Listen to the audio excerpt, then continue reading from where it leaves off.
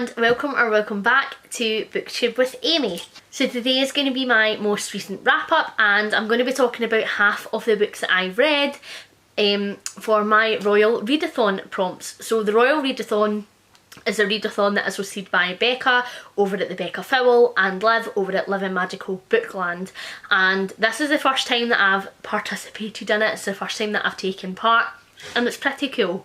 The prompts are very open-ended, so you can sort of stretch them, double up if you need to, and sorry, my dog's just started having a sneezing attack, if you could hear that. You can double up, you can stretch the prompts, and they've basically says like, if you think it fits, it fits. So log it on the form, book it in as you've read it. And I have taken that approach, and for the first half of this reading, really, I tried to use the prompts for books that weren't standard fantasy books, because I feel like a lot of people will automatically gravitate towards that, especially with some of the prompts. So I thought that I would try to do a bit of a contemporary literary fiction first half, and then I'll probably go quite fantasy heavy the second half. We'll see how we go. But I'm having fun, and actually all the books that I've read for this have been brilliant. So because they've all been so good, I have quite a lot to say, and I'm probably going to gush about a couple of these, and I'll try and keep it concise. But we know me, we kind of love a ramble, so like it probably will only be very concise. So go get a coffee, go get a tea, get a snack, come hang out with me while I rave about some absolutely fucking brilliant books. So first up, I read How the King of Elfhame Learned to Hate Stories by Holly Black, and this is a short story collection that is in the realm of fairy, and it's in the Folk of the Air world, and it focuses on Cardan, obviously King of Elfhame. And so this is fantasy, so this, maybe I didn't try to do the first half contemporary, it's like 2 books, but whatever. No, it's actually 3. Right, it's 3. This is the only fantasy one on this half. Geez it, right. So I have been itching to get back into the world that Holly Black created, because I read the Folk of the Air trilogy like bam bam bam, and this was sort of the first one that I didn't really have that, and I was craving it. And this hit the spot. It was a really great book. I liked that the short stories were sort of before, during, after the trilogy, and so you really get a well-rounded picture of Cardan and sort of all the different facets of his personality. I thought it was brilliant. I feel like this really enhanced Jude and Cardan's relationship for me in a way that I didn't think could happen. It was great. It was a 5-star, and I haven't even said what prompt this is for, because I've apparently decided to do this totally back to front. Can I BookTube? No.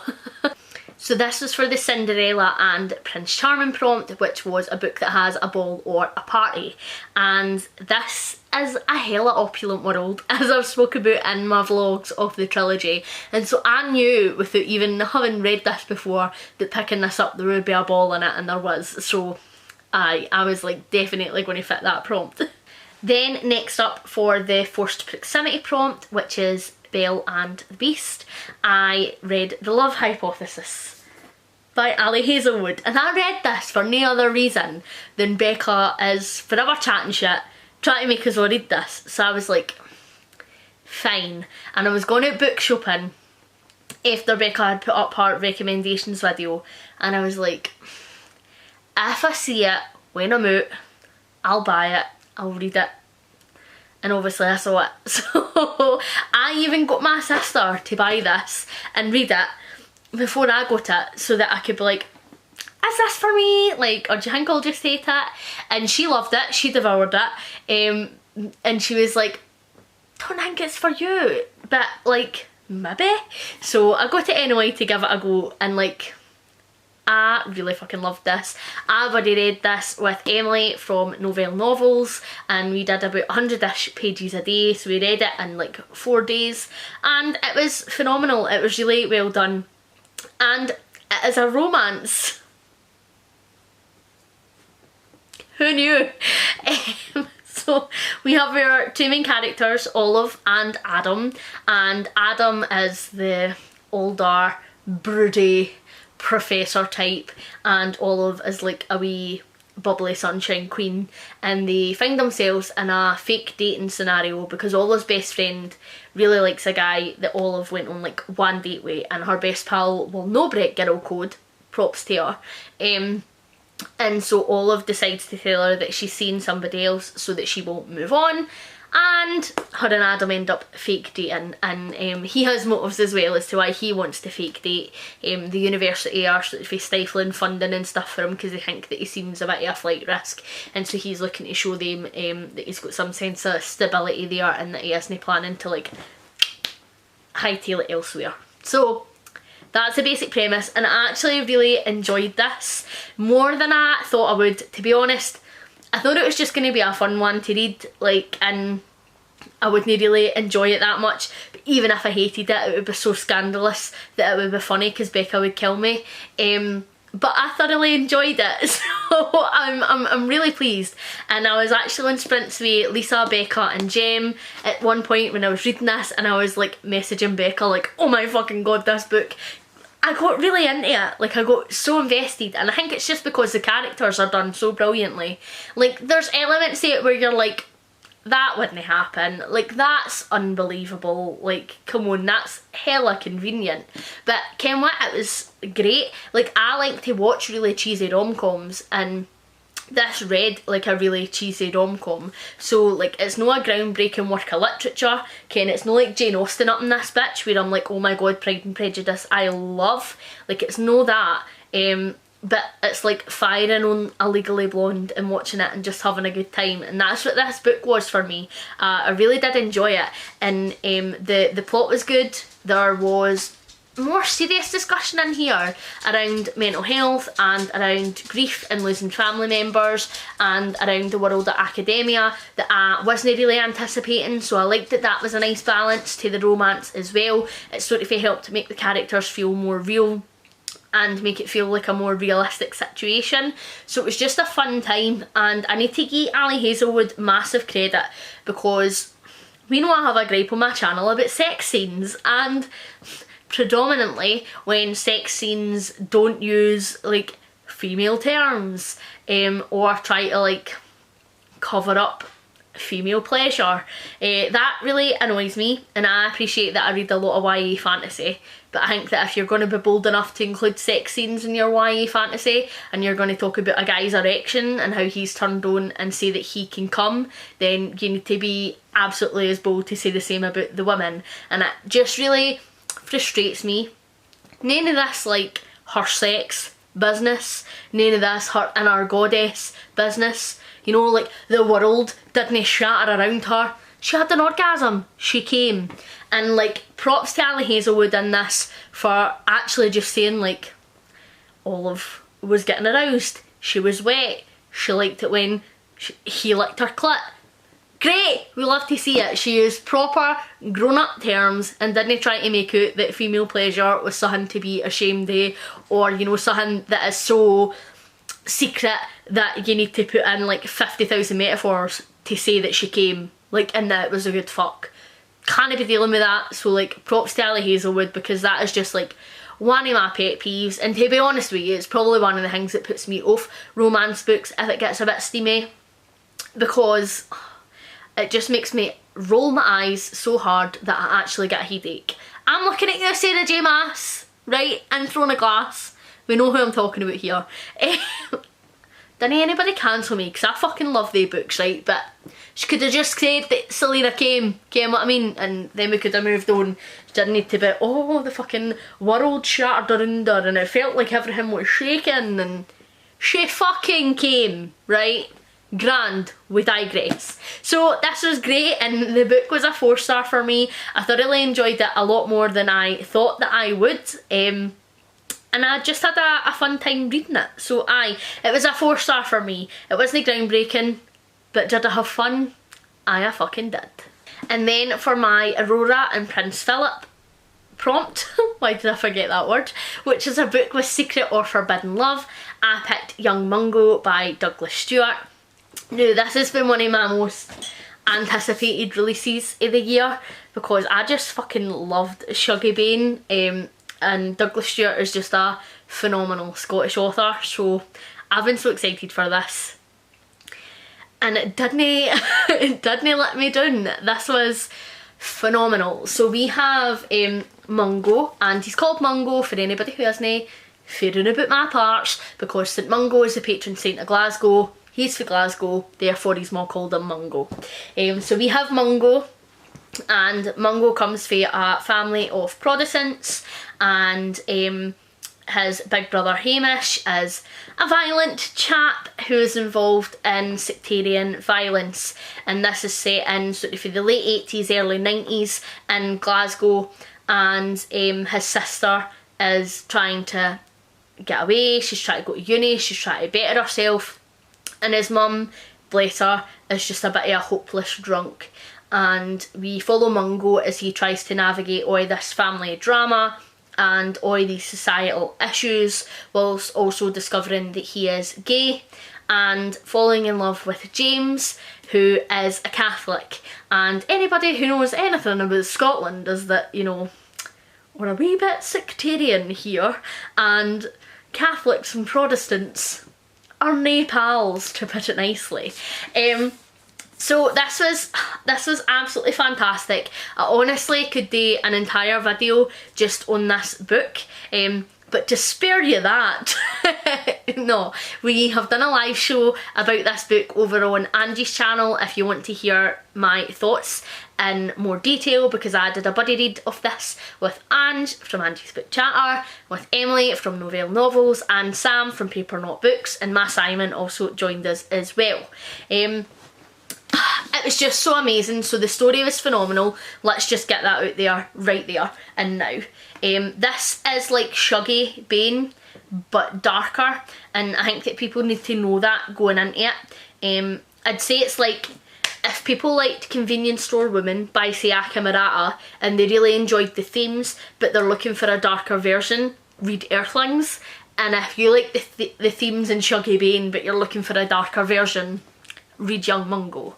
There's a lot of violence in this, and there is a lot of child abuse in this, and they are the topics that everybody, even in our buddy read, were particularly comfortable about reading.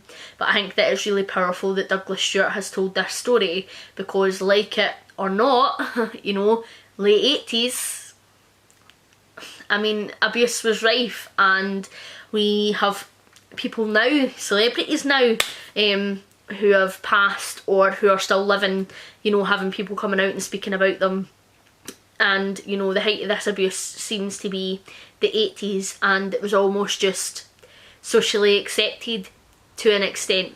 And so I think it's really good that Douglas Stewart is talking about this, and I think it's fine that that makes this book no everybody's cup of tea, and I think it's fine that it makes people uncomfortable, but it doesn't mean that this story doesn't deserve to be told, because it absolutely does. I think that Douglas Stewart hit the gang violence in here so fucking perfectly. As somebody who has grown up in Scotland and who has grown up around a lot of sectarian violence, he just gets it absolutely spot on, because in the beginning it starts off so small and you didn't even realise how far it's escalated until you see the true escalation of it.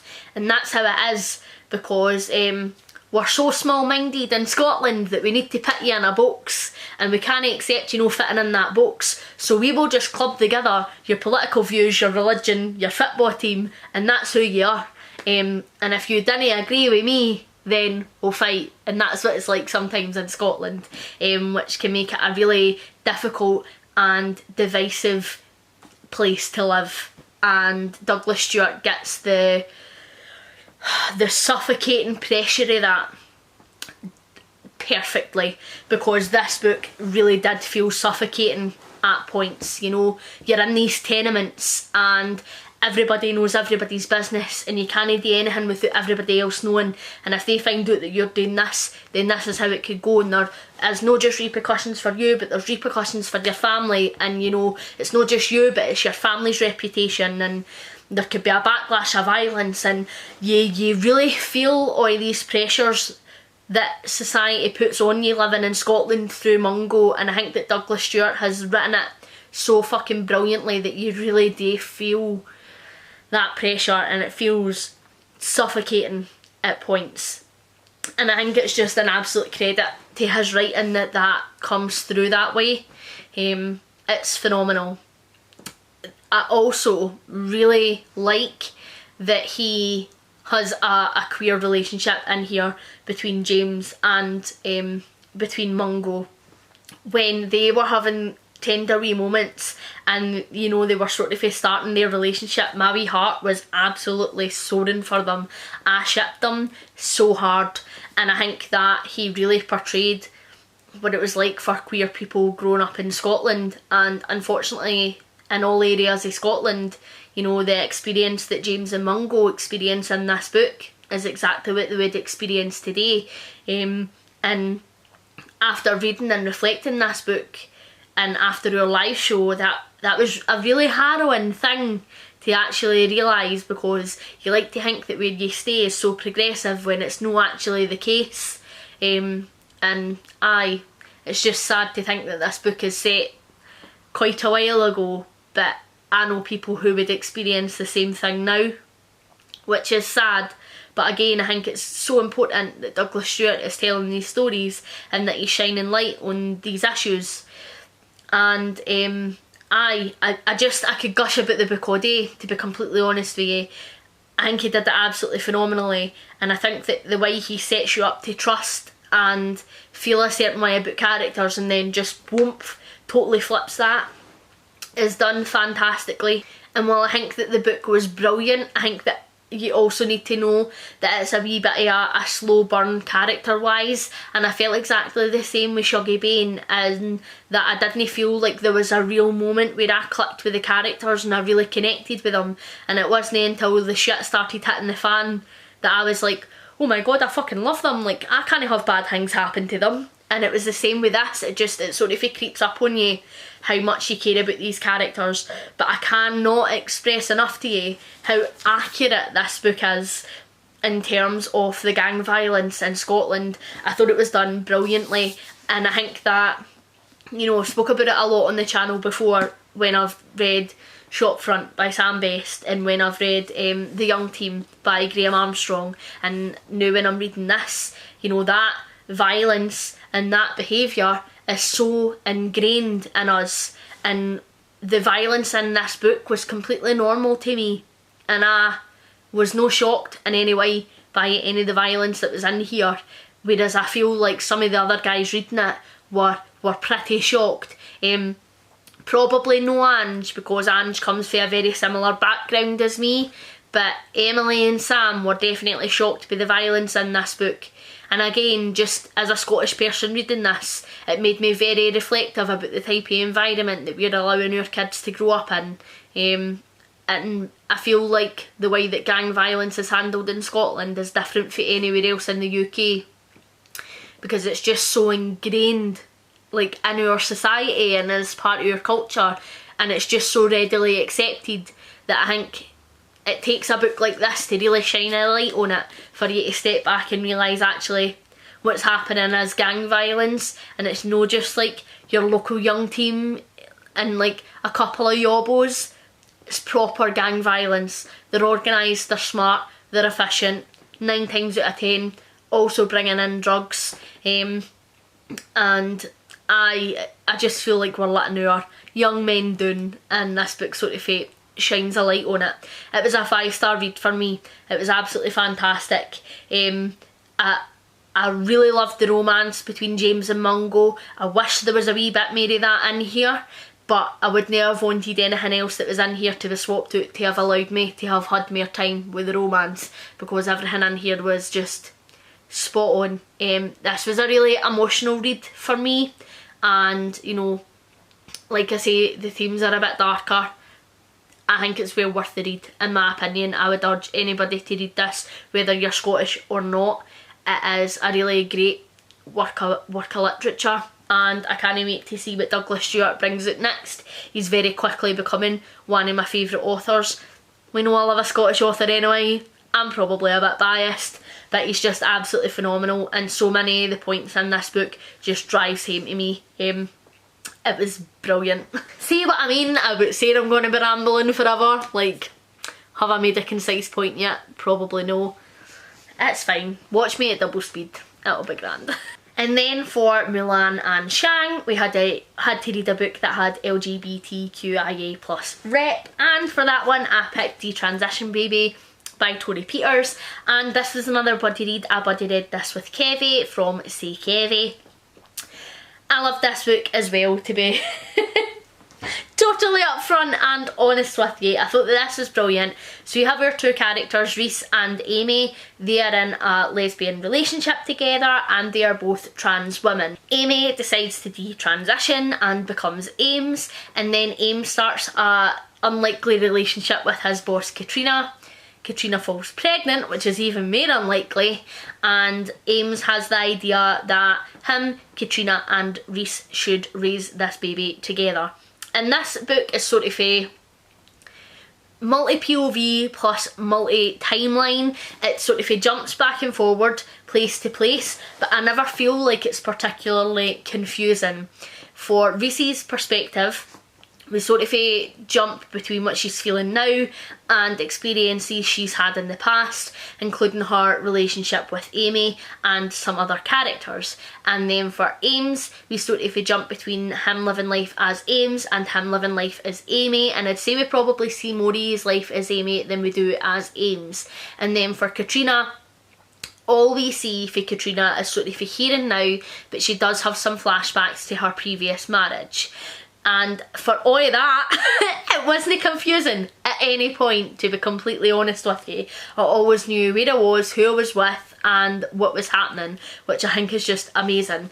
The thing that really stood out in this book to me are the characters. I felt like the characters were done brilliantly, and I even feel like a lot of the side characters in here I felt myself getting connected to. I really liked all the different sides of this queer journey we sort of got to experience with them, and I am going to do spoilers, so if you're interested in reading this book, click away now. I'll catch you in the next one. Have a nice life. Love you. Right, if you've stuck around, now we're going to get into spoilers. I think that they did a really great job. Tori Peters did a phenomenal job of Katrina as a character, because she's sort of a straight female, cis female, who's found out she's pregnant, and she didn't know that Ames lived life as Amy before she fell pregnant, and she's getting all of this laying on her, and it's a lot. And then also she's coming to the realisation that she maybe is queer, and she doesn't quite know where she fits, and how to deal with the fact that she is queer, and she is using her current situation to do a lot of reflecting on her previous relationship, and I found that to be really endearing. And I really liked Katrina as a character, because I felt like she always said what was on her mind, even if she knew it wasn't going to be liked, but she always did it for a place of, we need to ask these questions and we need to have these chats, otherwise we're never going to move forward in this situation. And I thought that that was done really well. I loved the character of Reese. I thought that Reese was amazingly written. I connected with her right away, and Reese is so beautifully flawed and hell of a strong to have went through everything that she has went through, and I really did connect to her.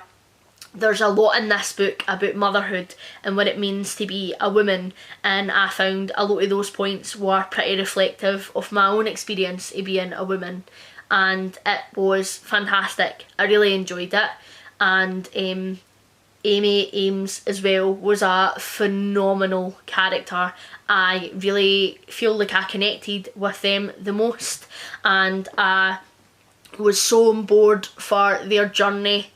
And there was so many points in this book where my heart just broke for them, and so many points in this book where I was absolutely flying with delight or their happiness, and I just thought it was fantastic. It was a great book. I think that it's really educational on trans issues in a non-preachy way. It's really engaging, and so I think that if you know nothing about trans issues and you pick up this book, you'll enjoy it. I think that if you would consider yourself quite well versed on trans issues, it's no baby in you, and therefore you'll enjoy it. And I would recommend that everybody gives this book a read. It was really educational. I feel like it made me, and I would consider myself somebody who was quite well versed when it came to trans issues, and it gave me perspectives and viewpoints and things to think about that I maybe had already hadn't considered. When I was buddy reading this with Kevie, we did a chapter a day, and pretty much at the end of every day we were sending each other essays on all your thoughts and opinions on all these different characters and all the different situations and all the discussion points that this book does. It was written so phenomenally, in fact I can't talk. And you know, it raised some amazing discussion points between me and her, and we opened up and we spoke a lot about our personal experiences on a lot of these issues, which was just fantastic, and it was really brilliant to get to know Kevie a wee bit more, and I feel like we were quite brutally honest with each other about our own experiences, and then also sort of our thoughts and feelings and opinions on the books. And I don't know how many times during our discourse I says to her, this might be totally naive and I might sound totally naive, but I didn't think about this and I didn't think about that. And you know, as somebody who would have said that I was quite well versed in trans issues and, you know, quite familiar with the trans experience and the trans journey and, you know, things that a trans person would face, this book made me feel like I was naive because there were things that I just didn't consider, but it didn't make me feel naive in a way that made me feel like I was stupid and uneducated. It made me feel naive because I was like, how the fuck did I not think about that? Like, of course, like it does it in such a compelling way that it isn't preaching at you to make you feel stupid for not knowing about these things. But it was thoroughly educational, it was thoroughly thought-provoking, and the characters were just brilliant. I was so invested, and although in the end it wasn't how I would like it to have ended, I feel like the end makes sense for every single character in this book. I think that it's really good that Katrina sort of made the choice on the baby situation for her, and you know, she did what was right for her, because I feel like that was something that was lacking in her previous marriage. I feel that it's great that Ames, you know, is sort of coming round to the idea and getting more comfortable with the idea that he might not want to live the rest of his life as Ames. At one point in the future he might be strong enough and might be ready enough to live his life as Amy again, and he isn't ruling that out. And I really liked the ending for Reese as well.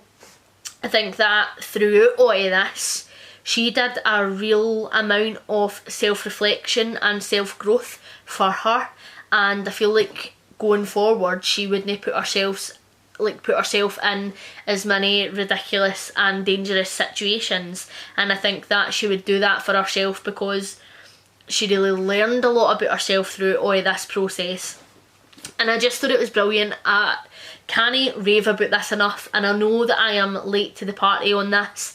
I know that there are many other people who have raved about this before, but it was just so amazing, and I think that people would get a lot out of this. I really do.